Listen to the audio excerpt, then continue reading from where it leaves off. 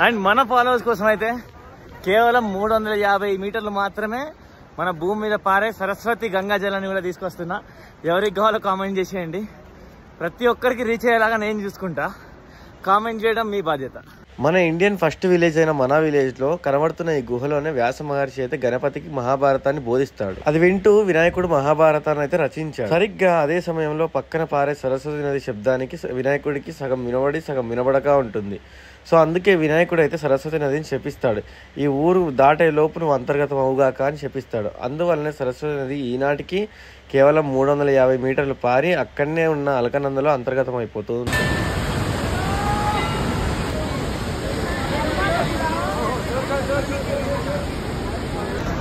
And Saraswati నది ఇదే. And ఇక్కడ నుంచి వచ్చే సరస్వతి నది వెళ్ళి అక్కడ దూరాన్ని కనబడుతుంది కదా, అటు నుంచి అలకనంద వస్తుంది. ఇక్కడ నుంచి సరస్వతి ఈ 350 మీటర్లు ట్రావెల్ చేసి అక్కడే అంతర్గతం అయిపోతుంది.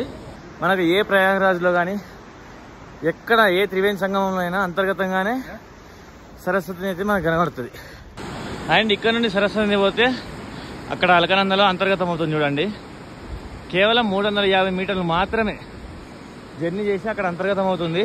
చూసిరు కదా, ఒక లైక్ కొట్టుకొని ఈ సరస్వతి నదిని ఎవరికి చూపించాలనుకుంటున్నారో వారికి రీల్ తప్పకుండా షేర్ చేసేయండి.